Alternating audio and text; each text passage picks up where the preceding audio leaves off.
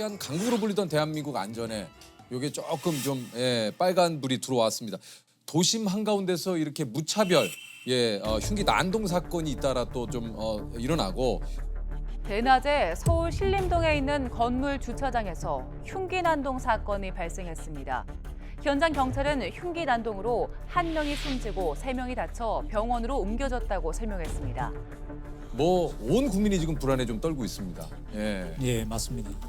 저기 신림동 범인은 자기의 경제적인 불만, 신체적 키가 작다는 불만에 의해서 다른 사람들에게 나만 불행할 게 아니라 다른 사람도 불행을 주고 싶다. 이게 말이 됩니까? 이게 상식적으로 이해가 안 되는 부분들이죠. 아니 말이 안 아니 본인의 그 불만을 그 타인을 그렇게 해야 하는 게 이게 말이 됩니까 이게?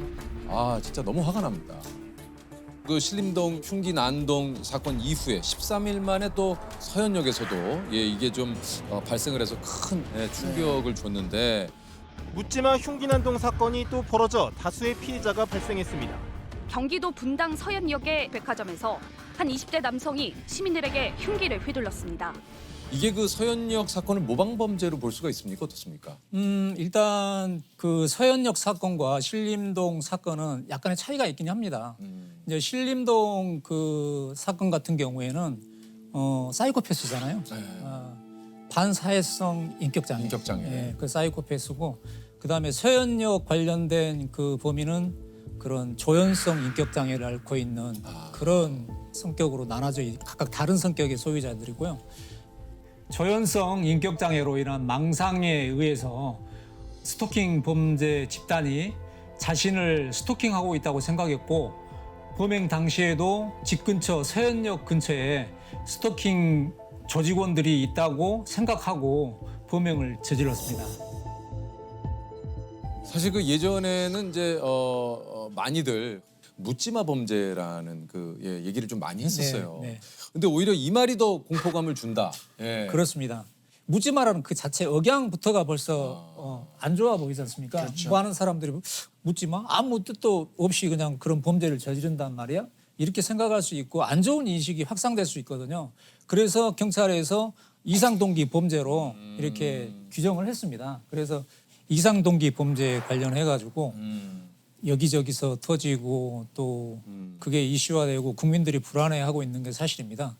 그래서 경찰에서도 특별 치안활동을 청장님이 선포를 하셨어요. 그래서 이 흉기 난동범들과의 전쟁을 선포하신 거죠. 그래서 초기의 범죄를 제압하기 위해서 전 경찰관들이 지금 비상근무하다시피 하고 그러니까 이게 그다음에 정말 경찰 특공대까지 실전에 배치돼가지고 위력적인 순찰 그다음에 검거 활동까지 병행하고 있습니다. 이게 그 엄벌 경고를 이렇게 지금 계속해서 하고 있고 강력한 처벌을 한다고 실제로 또 해야 되고요. 네. 그럼에도 불구하고 살인 예고글이 수시로 지금 올라오고 있다고 해요. 네. 서울 신림역 흉기 난동 사건 이후 비슷한 범행을 예고하는 공개 협박 게시물이 온라인상에 잇따르고 있습니다. 말도 안 되는 게 이게 지금까지 검거된 인원만 65명. 네. 그게 지금 검거된 그 인원의 통계를 빼보면 거의 10대, 뭐 20대 이런 나이 어린 사람들이 줄을 이루고 있습니다. 그러다 보니까 이 사람들이 어떤 영웅시 그런 되려고 그런 관점에서 글을 올리고 있는데 그 자체가 범죄이거든요. 그렇죠. 그런 글 자기네들은 장난으로 올렸다고 하지만 그 많은 시민 여러분들이 얼마나 불안에 떨겠어요. 그렇죠. 그렇게 많은 경찰 인력이 투입되면 이게 무슨 일이 났나? 당연히 불안해 하시겠죠. 근데 이제 그런 것들이 실제 일어난 상황에서 예방이 되고 근거가 되면 좋은데 그게 장난으로 바뀌어졌을 때는 그 많은 경찰 인력들이 출동을 했는데 실제 그런 도움을 받아야 할 곳에서. 그런 곳에서 신고가 떨어지면 출동할 대응 능력이 떨어지는 거죠. 그럼 또 다른 피해가 발생하는 거거든요. 그러니까 사실 그런 예고글을 올리는 것만으로도 처벌의 대상이 되는 거죠. 그렇습니다. 그래서 그렇죠. 강력하게 처벌해야죠. 장난으로 올렸던 그런 예고글을 올린 거에 대해서는 그 협박죄로 처벌할 수가 있고요. 그다음에 흉기를 구입하고 대상을 물색하는 이런 단계까지 가면 지금은 강력하게 살인 예비죄를 적용해가지고 지금 맞습니다. 수사를 하고 있습니다. 맞습니다. 이런 그 무시무시한 예를 들면 많은 사람들에게 피해를 주고 공포에 떨게 만드는 글을 올려놓고 장난이다. 그냥 호기심에 해봤다. 사실은 그건 이거는 장난이라고 장난이나 보기 호기심이 어렵습니까? 아니에요. 예, 이 타인에게 어떤 이런 위해를 가하고 위협을 가하고 이런 상황을 펼쳐지게 한 대로 책임을 분명히 져야 됩니다. 맞습니다. 이건 좀 처벌을 지금도 받아야 혹시 됩니다. 어딘가에서 그런 생각하고 네. 있는 사람들이 정확하게 느꼈으면 좋겠어요. 요게 인터넷이나 SNS에 혹시 이런 글을 발견하면 좀 어떻게 행동을 해야 됩니까? 즉시 경찰에 신고를 하셔야 됩니다. 일일이 바로 신고하시고 바로 그냥 그냥 바로 일일이 신고만 해주시면 그렇죠. 바로 그 대응하게 돼 있습니다. 요게 실제로 얼마 전에 살인 예고글을 8초 만에 누군가 올렸는데 삭제를 했대요. 근데 그걸 신고를 받아서 검거를 한 게 또 있다고 하네요. 맞습니다. 글을 올려가지고 바로 삭제했어. 그러니까 나는 괜찮겠지. 절대 안 됩니다. 그것까지 바로 수사해서 이렇게 검거를 합니다. 바로 좀 잡아들여 주시기 바랍니다. 그냥. 그런 흉기를 들고 있는 상황이 나타났을 때 위급한 상황이면 그냥 가차없이 태정을 쏘고 총을 쏴라. 청장님이 그렇게 지시를 한 거예요. 모든 국민이 지금 불안해하고 있는데 이런 것들을 묵과하게 되면 계속 일어나게 되거든요. 그래서 엄벌을 처하기 위해서 흉기를 구입하고 대상을 물색하고 이 정도까지 가면은 살인 예비죄 적용해가지고 10년 이하의 징역에 처할 수 있는 강력한 지금 단속을 하고 있습니다. 이게 또 덩달아서 요즘 그 호신용품 판매도 네. 이게 또 급증을 하고 있다 그래요. 그런 상황이 발생한다 그러면 일단 현장에서 빨리 벗어나 도망하는 게 제일 빠른 최우선일 것 같고요. 네. 만약에 뭐 소지한 가방이라든지 물품이 있다 그러면 그거를 뭐 방어용으로 쓰든가 아니면 던져서 그리고 제 생각인데요. 그냥 어떤 호신용품도 중요하지만 많은 사람들의 그런 상황을 위치를 확보하게 알릴 수 있는 방법이 하나 있긴 있습니다. 호루라기입니다. 호루라기. 호루라기. 호루라기를 불면은 모든 사람들이 주목하게 돼 있잖아요. 예. 그러면은 본인이 신고할 시간이 안 되더라도 그런 상황을 목격한 주변인들이 경찰에 신고해 줄 수 있고 또 119를 부를 수 있는 그런 상황 대처들이 되기 때문에 호루라기 하나쯤은 가지고 다니시면 위급할 때 많은 유용하게 사용할 수 있을 것 같습니다. 실제 형사님께서 이상동기 범죄를 좀 맡은 적도 있습니까? 제가 2008년도에 서대문에서 근무할 때인데 초등학교에서 꽁을 차고 귀가하는 남성을 쫓아가 가지고 예. 칼로 살해한 적이 있었어요. 근데 그 범인도 고위험 정신질환자였거든요. 그 범인도 누구를 죽이라는 그런 계시를 받았다. 이런 망상, 환각, 한청 이런 것 때문에 그걸 실행에 옮기기 위해서 근처 슈퍼마켓에서 칼을 사가지고 대상을 물색하러 간 겁니다. 원래는 그 초등학교 경비원 아저씨를 타겟으로 삼았어요. 근데 눈이 마주치다 보니까 범행을 포기한 겁니다. 그러고 때마침 공을 차고 귀가하는 그 아저씨를 보고 쫓아가서 칼로 뒤에서 공격한 겁니다. 그러니까 지금 거의 패턴하고 똑같아요. 무작위로. 아무 대응도 못하고 맞고 사망하게 된 거죠.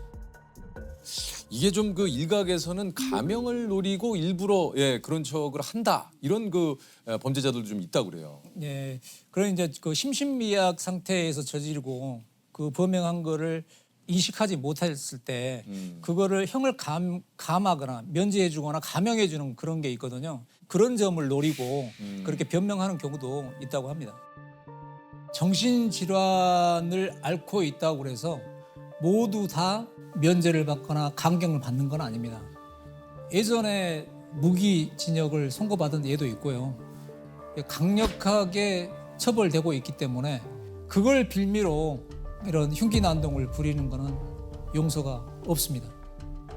여러 가지 사건들이 있었지만 이게 기억에 남는 범인이 좀 있으시다고 그래요.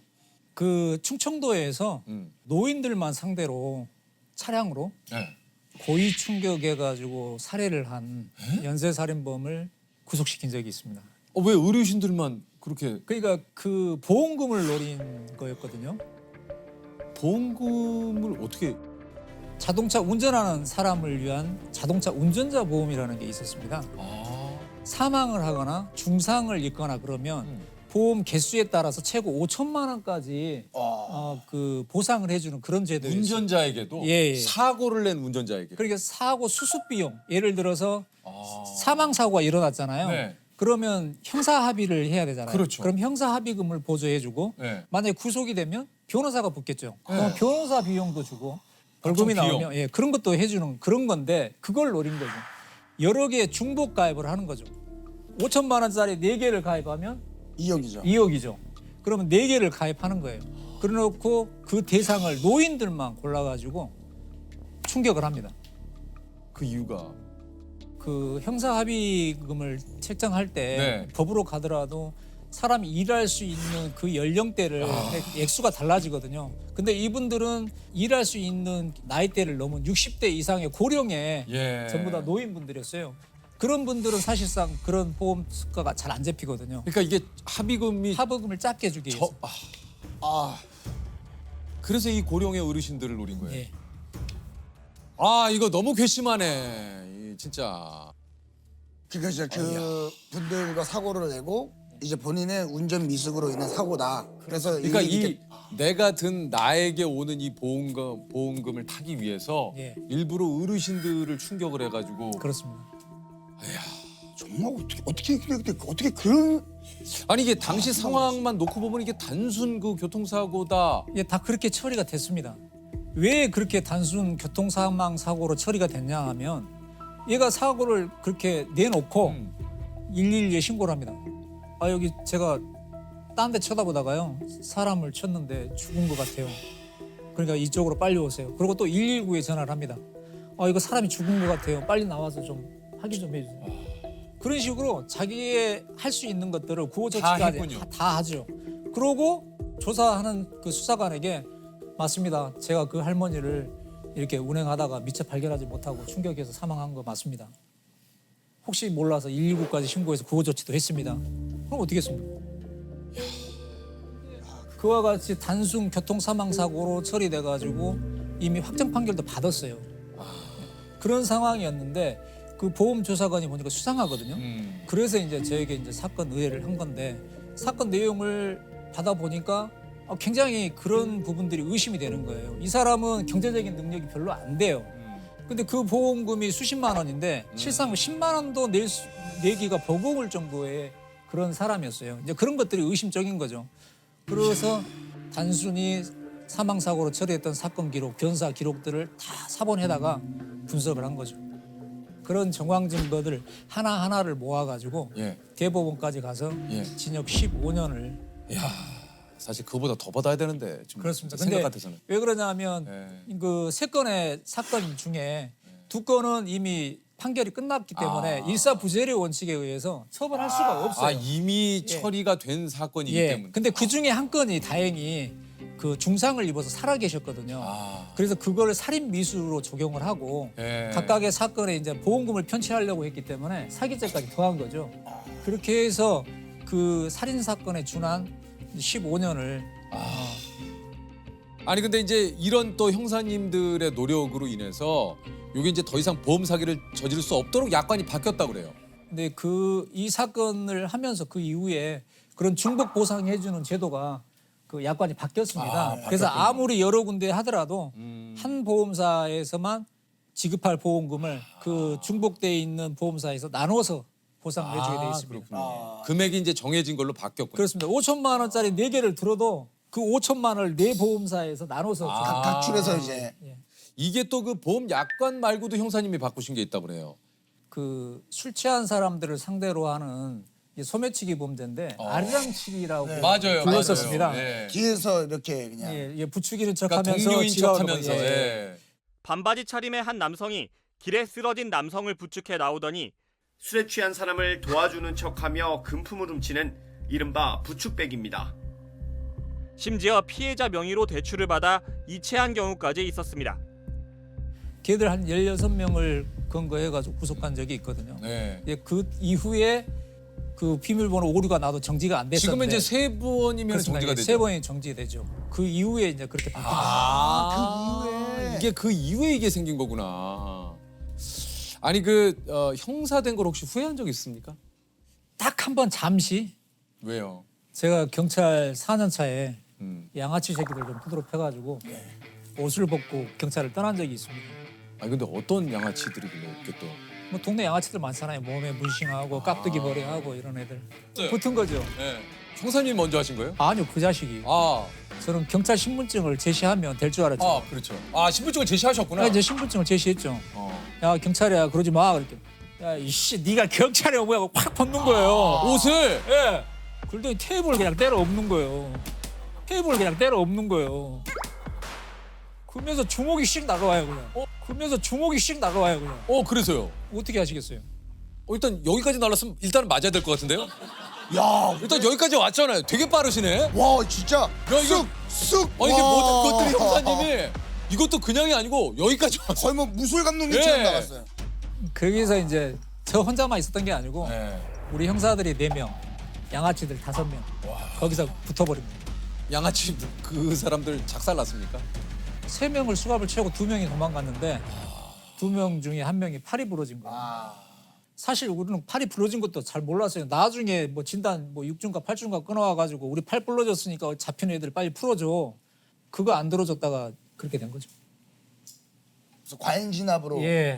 그렇게 해서 뭐 양아치들은 선량한 시민으로 우리는 폭력 경찰로 엄청 두드리게 맞았죠. 근데 저 분명 시비는 그쪽에서 그러니까 지금은 그런 절차들을 딱 소명하고 그래도 그 당시에는 그렇게 분위기가 그랬어요.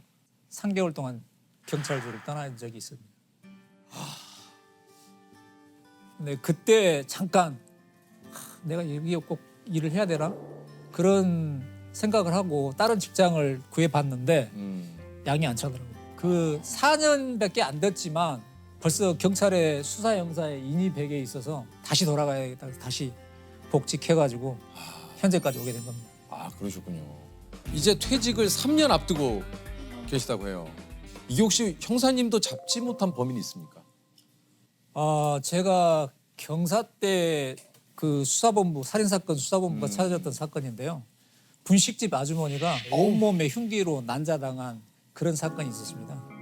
결국 그 사건을 해결을 하지 못하고 그 미제 사건으로 빠져 있거든요. 그게 항상 마음에 좀 걸려요. 가끔 자다가도 벌떡벌떡 일어날 때가 있는데 근데 다행인 게 공소시효가 폐지됨으로 인해서 잡힐 때까지 영구히 수사할 수 있다. 내가 경찰을 떠나는 그 순간까지 저는 추적을 해야 할 의무가 있는 거고 또 하려고 합니다. 그리고 내가 만약에 이 조직을 경찰을 떠나고 옷을 벗었다 하더라도 수사 형사로 활동하는 후배들이 그 사건을 반드시 해결할 거라고 저는 믿습니다. 아직 잡히지 않은 범인들에게 좀 한마디 좀 하시죠. 야, 보고 있냐? 사문 와? 내가 경찰을 떠나더라도 우리 후배들이 반드시 잡는다. 기다리고 있어. 내가 잡으러 갈 수도 있어. 야 진짜. 자문호냐?